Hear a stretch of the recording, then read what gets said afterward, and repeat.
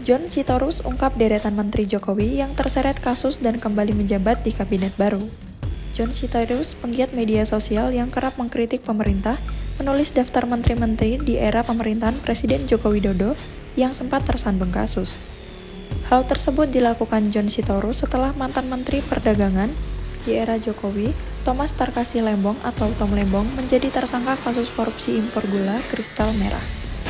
Setelah penangkapan Tom Lembong, John Sitorus mengingatkan bahwa ada kasus-kasus lain yang tak kalah besar dan harus segera diselesaikan.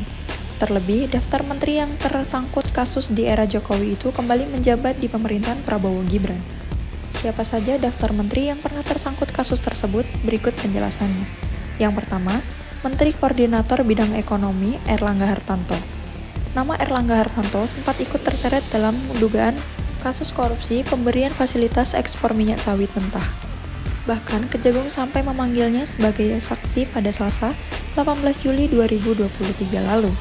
Namun, kasus yang menguap setelah Partai Golkar merapat dalam kubu Prabowo Gibran hingga dirinya mundur dari kursi Ketua Umum Partai Golkar. Yang kedua, Menteri Lingkungan Hidup dan Ketahanan, Zulkifli Hasan. Zulkifli Hasan pada tahun 2020 pernah dipanggil dalam pemeriksaan KPK terkait kasus suap pengajuan revisi alih fungsi hutan menjadi lahan sawit. Kasus tersebut juga menjerat mantan Gubernur Riau, Anas Mamun, namun Zulhas selalu absen dalam panggilan tersebut.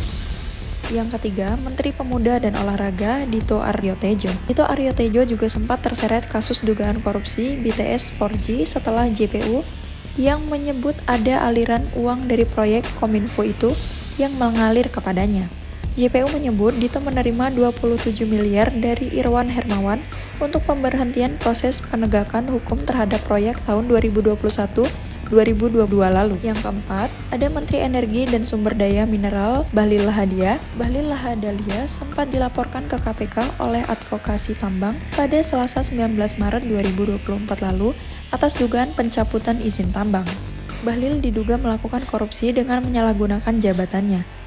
Pola yang dilakukan adalah mematok tarif pada sejumlah pengusaha agar izinnya dipulihkan.